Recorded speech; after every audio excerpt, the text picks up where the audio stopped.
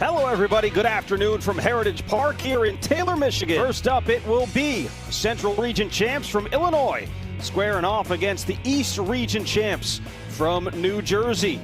As soon as I could out of college, I actually helped at, I was assistant varsity at PV as a volunteer right when I was 21, 22 years old. Did that for a few years. And then as soon as my kids got old enough to start playing in Little League, I jumped in. I've been coaching there.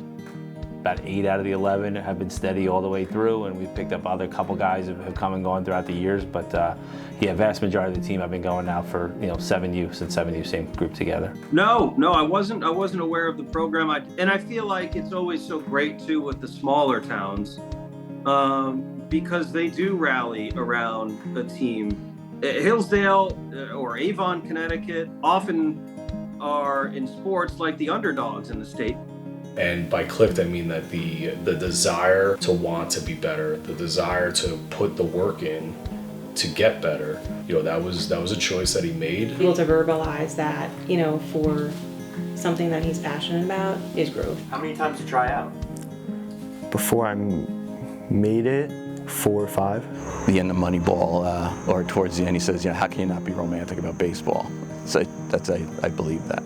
It's so easy to root for Hillsdale, New Jersey, when they are playing in a state that has so many big cities and big towns. The fact that this hadn't happened ever in the history of the town. So history was being made.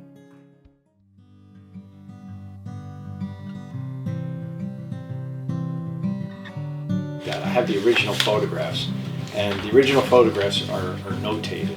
So I could tell you the year, I could tell you what the crowd size was, and I could tell you how much it cost for the stadium, for the stadium to be built. But legend has it that several minor league teams, including the St. Louis Cardinals and the Yankees, would be bussed in and play games at Hillsdale Athletic Club Field, which is now Memorial Field. But Hillsdale has a great reputation for athletics, for athletics in general, but specifically baseball, Hillsdale was known for. So in the 1920s, if you can envision Memorial Field as it is now, with beautiful grandstands and just a beautiful field, a field of dreams, let's say, in Hillsdale, it was Hillsdale AC Stadium. Up until very recently, no photographs existed of this field. Up until Mayor Rucco recently went to a mayor's meeting, and somehow or another, in a roundabout way, was presented with about 5 or 6 8x10 beautiful, detailed black and white photos of this stadium. It was built in the early 1920s, and I think for the sum of $50,000. These beautiful photographs, I came into possession of them, and it shows the Erie Railroad Band, which I didn't even know had a proper band, opened up the ceremonies in I believe it was 28. But what I was really intrigued about was that there was a Negro League, I believe in the 30s, and the Black Yankees had a team, and they traveled up here and played a game at Hillsdale Athletic Club Field. And there's no proper documentation on this. There's no photographic evidence, but you have to believe that these stories passed down the line are authentic. We had a few New York Yankees living in town. Nobody really super prominent who you would know. It wasn't like a Babe Ruth or Lou Gehrig living in town. It was, just regular, day-to-day players.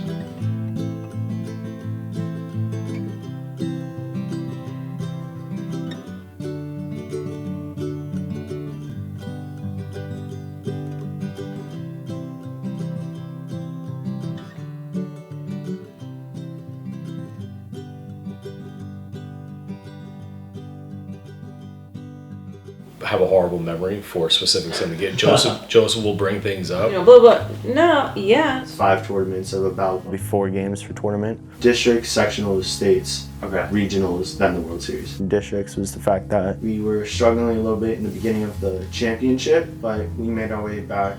Sectionals, the field that we played at was a minor league stadium. Then we moved on to states. In all of states we had to come back. Through those 2 rounds, kind of a little bit shorthanded. And we kind of have this quasi rivalry with Toms River East. When we were 10 years old, we beat them twice to make it to the 10U regionals. When we were 12 years old, they beat us twice and wound up going to Williamsport. So we kind of knew when we got to the States that we were going to have to get through them. We beat Toms River and we ended up getting past them. It was kind of like, all right, like, you know, now your eyes are open and you're kind of like looking to see, you know, where can we go with this? I would say my favorite part was beating Toms River in States, settle who was really better, which I believe we are. And this was when we were both at full force. We won because we had some clutch plays. And then they get through a regional where there are big cities, and they are the ones that prevail. It was a big deal, and so we impromptu, the town kind of put together a going away send-off. And it was great how the town came together. You know, everyone wanted to do something. You know, no one said no. Fire department came and did the water arc. Demers Farms had the cart, the tractor for them. And then just in town, you know, the Damanis and Cornerstone did watch parties. And even just walking my dog around the neighborhood, you know, everybody's got a big screen TV, and it happened to be when the game was on, I could see people, you know, watching the game, and everybody was checking, you know, who has ESPN Plus, can I come over and watch the game? So it was something for the town to rally around. And it was, you know, just stopping people on the street and, you know, have you heard about that 14U? Oh yeah, I've been following them. Yeah, I think the pressure was like the hardest part to maintain, as like everyone's watching, and if you do something bad, I mean, you feel like you're down here, and if you do something good, you're at like the top of the world. I think that was the hardest thing to adapt to. Michigan was the host team that was at the World Series. They had big crowds, tons of people came out. They host the tournament every year, so it's kind of like a tradition out there. And, you know, we tried to tell our guys beforehand, like, there's going to be a lot of people. I mean, the words were it was 1,000 people at the game against us, and even more at the championship game when they played Chinese Taipei. But, you know, listen, there's going to be more people that are rooting for them than for us. We're coming from a small town. We've done this the whole way. Like, just the pressure's on them. You know, clear your heads. That was the team that had won Williamsport at 12U. You know, we obviously hadn't even made it there. So clear your heads, just do what we can do. And at the end of the day, we'll take our chances, you know, playing against anybody.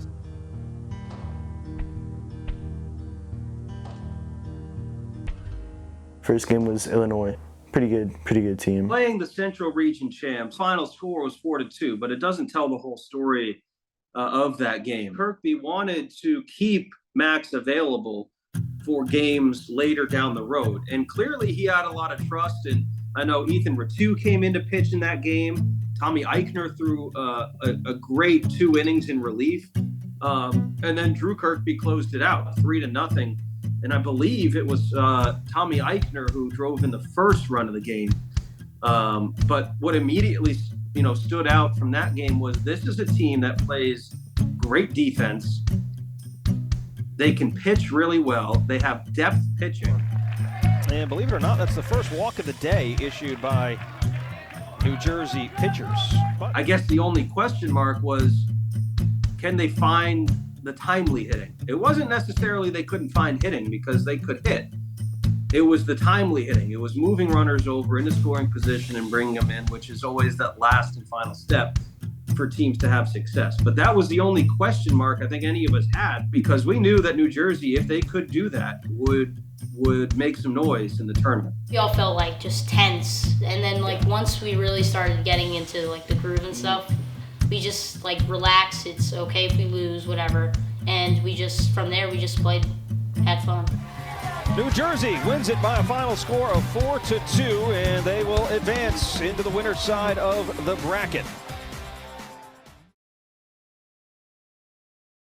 They had a bye to that round, so they had not played yet, so like advantage a little bit because we kind of knew what it was like to play. Pitched Sam Stahl that game, who threw a heck of a game. He's very, very good location pitcher. Put the ball over plate and once again put us in a position to win the game. Hello, everybody. Good morning from Taylor, Michigan, the site of the Junior League World Series, as we continue here this Tuesday morning, bright and early. New Jersey and South Carolina set to square off here. New Jersey already with a win earlier on in the week. You had a big hit, right? Yeah. He had our RBI single first round cross, right? Yeah. I remember Ethan Ratu was a player who batted, and this is a continuous batting order that they use in Little League now. So, you go 1 through 12. Ethan Ratu batted down at the bottom of that order for this Hillsdale team. And there was 1 or 2 times where he drove in runs that were crucial. And every single game that New Jersey played and Hillsdale played in this tournament was 2 runs or less. They were decided by 2 runs or less, right? The first 2 games were 4-2, 4-2. And I think those 2 were their best games that I think I saw them play. Obviously, Sam and Max, got the starts in both of those 2 games. And when they were on, they were unstoppable, right? I mean, nobody was hitting them. I know the command got a little bit out of control towards the end there. But still, I mean, those first 2 games, nobody was stopping.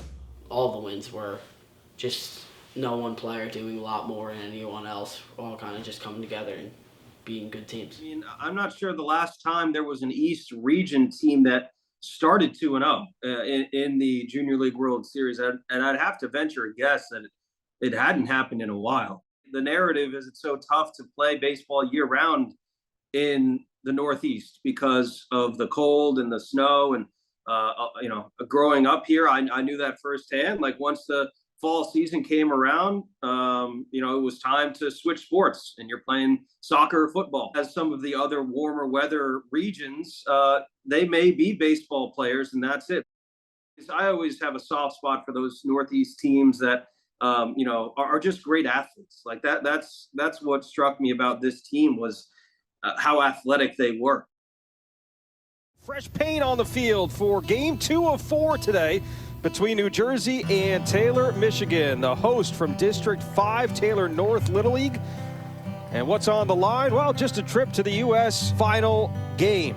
Probably the Michigan game is the most challenging game. You know that they've got a good team. They had won Williamsport, on ESPN 2 years ago, so you kind of knew that they were loaded. We had a full washout, I think, of a whole day. So that pushed games back. I know we had 4 games in one day. I mean, it kind of ruined our momentum, definitely. We really wanted to play. We wanted to beat this team, definitely. And just leading to the next day, I think we weren't as ready as we were yesterday from off that big win. After our second win, we earned an off day. So then we get to the day of the originally scheduled game. We knew Ray was kind of in the picture, but we were just hoping it could hold off. And you know that they kind of have the unofficial home field advantage. They also got a bye. By luck of the draw, they had a bye, so they had played less games than us. So to me, that was probably the most challenging game. You're also playing against a large fan base. And we hadn't played for a couple days. We got rained out the day we were supposed to play them. So things were a little bit staggered going into it. New Jersey played Sunday, and then they played Monday. And then they didn't play again until Friday.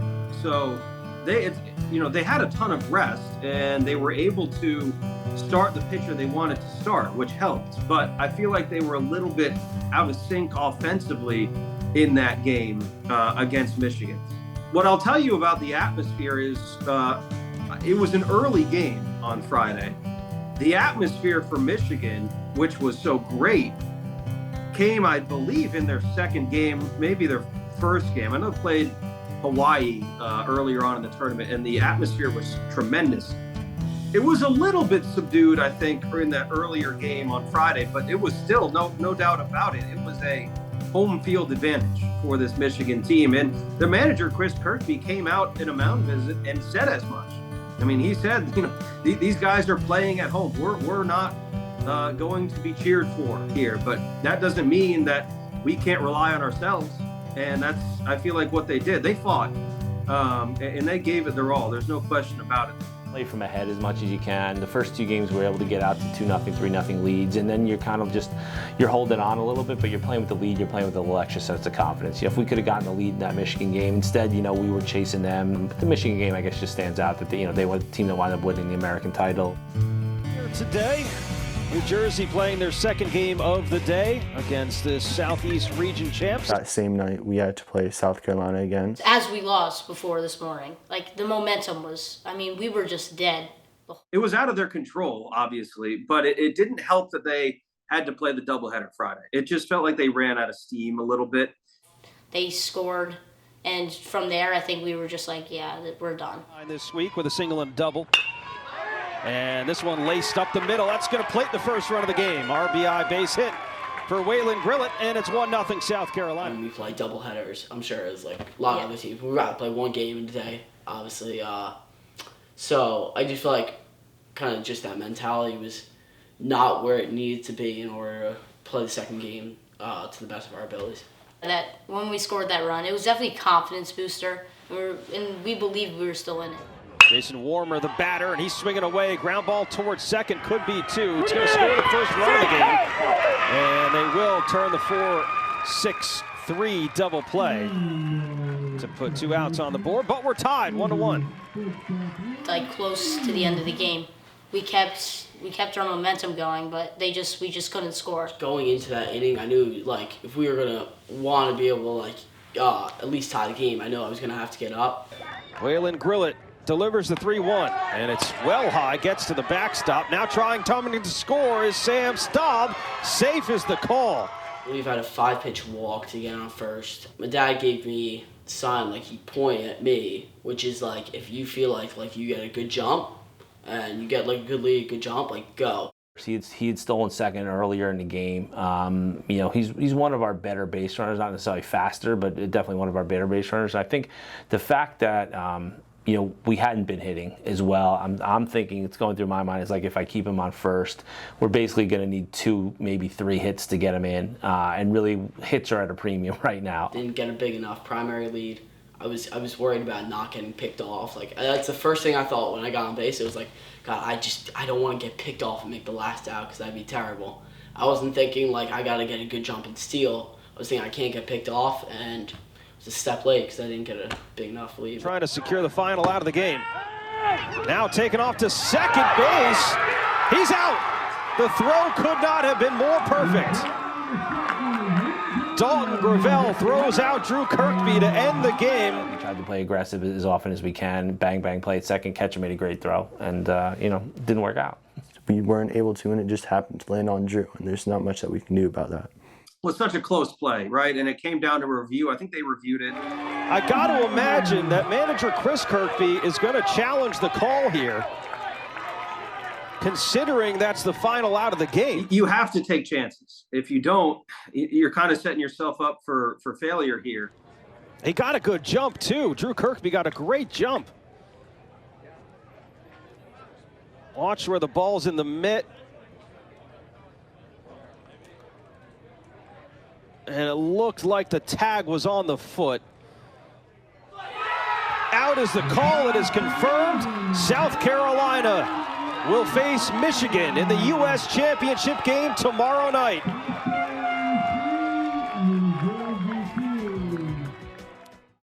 This team never gave up, and I just think it was a matter of some of the elements didn't play into their favor, some did. They just came up short. It was really cool as a player. It was even cooler as a person. But that was something that, again, I haven't really ever felt, to be honest. 5, 6, 7 pitchers that were all good. Their lineups, you had their 9 or 10 hitter in the batting order was easily a possibility to hit an extra base hit or, have 3 hits in a game, where I think the teams you play more in the regular season, they might have 2 or 3 superstars, 1, 2 good pitchers, but you get past that and kind of the talent level drops off significantly. So we've always been a team that relies on pitching and defense. And when we hit, we do well. When the bats go quiet, we stagger a little bit. But, the fact that we played 4 games, we gave up, I think, a total of 10 runs in 4 games. And that's with the strict pitching rules of Little League, not being able to always use your best guy. To give up 10 runs in 4 games, I'll live with that all the time and figure we could score enough to win. And, it worked a couple times. It didn't work a couple times. But, yeah, I think we're right there with any of those teams. With South Carolina, who we beat them, they beat us. Game could have gone either way. And Michigan's a 3-1 game where, we handed them a couple runs that we don't usually do. So I think we're right there with anybody. It gave Hillsdale our 15 minutes of fame. We were happening. I don't think the boys truly realized the magnitude of what they were doing. It brings out the best in everybody. How can you not, be supportive? How can you not cheer them on? The boys, I think as they get older, they'll realize, how impactful it was for the town. But I think the town realized that, it was something special.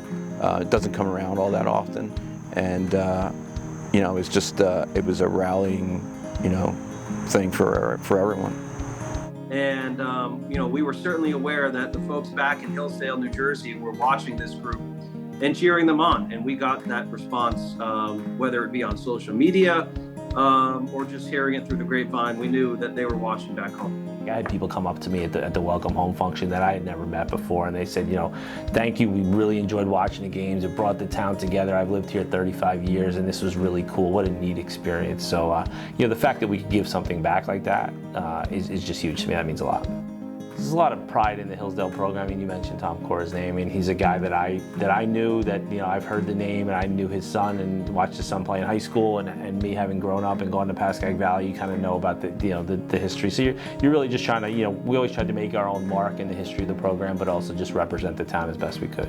I realized how much this meant to everyone else in the town, even in just representing all of New Jersey, which was a big thing. So everyone was watching. Like the amount of text messages you get, and just from friends and just people you never would have thought. The coming back ceremony was really, really cool. We got to ride on the fire truck to the center of town. Again, a ton of people showed up. Wasn't really expecting that. When everyone showed up, we got to see our family, friends, who have all been watching, which was great. It's nothing our town has ever accomplished, or really most of Bergen County hasn't had a chance to do what we did. So it was just, I think it was more so just kind of representing our town and making sure all the support they gave us, we felt like we were trying to give something back to them. Grew up in Dumont, small town with a small town feel, but everybody was connected some way, somehow. And when we moved to Hillsdale, that was part of the reason that we were coming, because we were hearing good things. And this was kind of the culmination of it for us, that, all of a sudden the whole town was connected based off of this group of boys that were playing baseball. We came here, Joseph wasn't even born yet. He was born 20 days after we got here, and it's just truly a small town. There's so many academics, the support there, the emotional support of raising your kids, the sports. Broadway, the little downtown area, albeit small, it's really cool because as the boys got older, they started to go to town. That was a thing, every Friday they'd go to town after school. So those things existed for me growing up. So to have those available to the boys for them is great. You talk about the videos of that parade and the spirit of that parade. That's hometown USA for you. And I think that's the best thing about Hillsdale is you can walk the downtown area, walk up Broadway, and you feel a certain spirit. You look over to Veterans Park and you see those memorials, and Memorial Day parades seem to be a thing of the past, sadly. Come to Hillsdale Memorial Day Parade, it's great, it's timeless. The main thing is it hasn't changed much, which is great. So I think that's what Hillsdale's always kept. Good family-spirited town. Credit to the Hillsdale Police Department who funded the Hometown Heroes banner, and then Mayor and Council. It was so successful that more people wanted to do it, so Mayor and Council decided we'll fund the rest. But I think it's a great, years ago veterans, really didn't get the respect and the appreciation that they deserve, and it's great to see the country, turn that around. But it's also great to see, walking in town, seeing that many banners, realizing, hey, there are a lot of veterans that, the community can see, oh, okay, we've done our part. That can only be compared to a couple other events that I've been personally involved with in the town over the past 20 some odd years. Just proud that Hillsdale carries on that tradition of parades. There's one in 1976, a bicentennial parade. The town went all out. The curbs were painted red, white, and blue. The police booth, the roof, I believe, was red, white, and blue. There was buntings hanging, from all the windows downtown. It looked something out of a movie. But it was a welcome home parade for a World War II hero. We had a great celebration back in 1998 for the 100th anniversary of the town. But this particular event probably topped the cake. This journey will mean a whole lot more, and it'll have a whole different meaning to it as he shares his story with with college friends or with his own kids when he coaches them in baseball at some point. Like, I think that's when it's really going to hit. Like, wow, that was a big deal. There's great facilities all over the country that you can write a check and go play in a tournament and have a really cool experience. Like this World Series, this regional, you can't write a check and get in the tournament. You got to win your way through, and you got to do it as a team and as a group. So I think that's what that means the most to me with this group. 16U World Series in a couple of years that we haven't even discussed yet, but essentially their run with Hillsdale's done. Now they're going on to the majority of them PV. This is the 125th anniversary of Hillsdale. It's a special year for us. There's a committee that's been doing a great job with different events every month.